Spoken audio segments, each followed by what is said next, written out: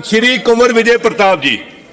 मानयोग speaker साहब, प्रश्न संख्या 1011 की स्थानक सरकारा मंत्री कृपा करके ये दसन दी कृपालता करनगे कि रामबाग जिसनू कंपनी बाग भी कहा जाता है ਦਾ एक हिस्सा एक प्राइवेट पार्टी ਨੂੰ ਕਿਵੇਂ ਅਤੇ ਕਿਹਨਾਂ ਹਾਲਾਤਾਂ ਦੇ ਵਿੱਚ ਤਬਦੀਲ ਕੀਤਾ ਗਿਆ।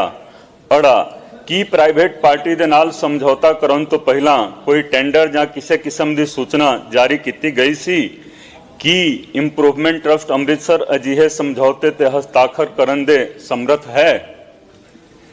सरदार बलकार सिंह मानयोग स्थानक सरकार मंत्री जवाब देंगे। मानयोग स्पीकर साहब, मैं आप जी जरिए मानयोग मैंबर साहब जी को दसना चाहना कि भाग ऊड़ा नहीं जी कंपनी बाग राम बाग का कोई भी हिस्सा किसी प्राइवेट कंपनी को ट्रांसफर नहीं किया गया।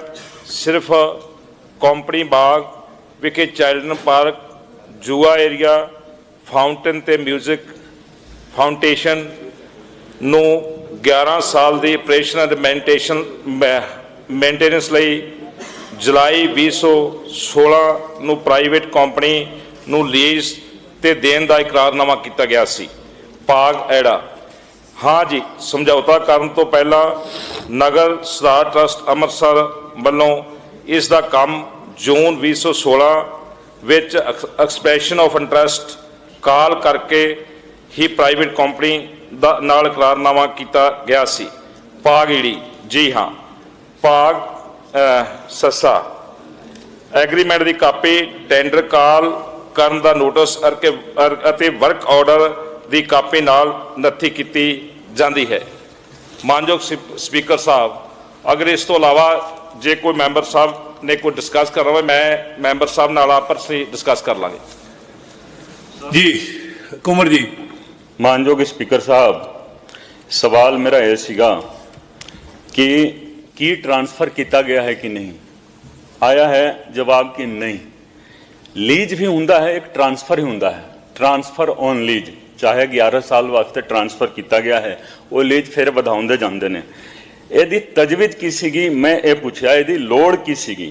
कारण मानयोग स्पीकर साहब कि ये जो पार्टी है इन्हां लोकां ने ਅੰਮ੍ਰਿਤਸਰ ਦੇ ਸਰਕਿਟ ਹਾਊਸ ਨੂੰ ਵੀ ਆਪਣੇ ਕਬਜ਼ੇ ਦੇ ਵਿੱਚ ਲੈ ਲਿਆ ਲੀਜ਼ ਤੇ।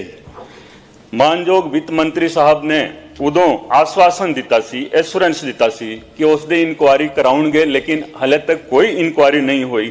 ਇਹ ਵਹੀ ਲੋਕ ਨੇ ਸਰ, ਇਹ ਵਹੀ ਲੋਕ ਨੇ ਕਿ ਇਹੀ ਲੋਕ ਮਕਬੂਲ ਰੋਡ ਹੈ ਅੰਮ੍ਰਿਤਸਰ ਦਾ, ਉਸ ਦਾ ਕਮਰਸ਼ੀਅਲਾਈਜੇਸ਼ਨ ਕਰਵਾ ਰਹੇ ਨੇ। ਕੀ ਅੰਮ੍ਰਿਤਸਰ ਦੇ ਲੋਕਾਂ ਨੂੰ ਸਾਹ ਲੈਣ ਦਾ ਹੱਕ ਹੈ ਕਿ ਨਹੀਂ? कि अपनी सरकार आने तो बाद भी माफिया का राज ऐसे तरीके दे नाल बना रहेगा कि इस दे उत्ते कोई लगाम लगाई जाएगी? मैं ये पूछना चाहता हाँ मानयोग स्पीकर साहब जी। मंत्री जी। सर बिल्कुल ठीक होगा, कोई पोलिटिकल प्रैशर हेठ या इदा का कोई नहीं होगा। जो मैंबर साहब ने कहा बिल्कुल सही ऑन मेरिट होगा। Thank you.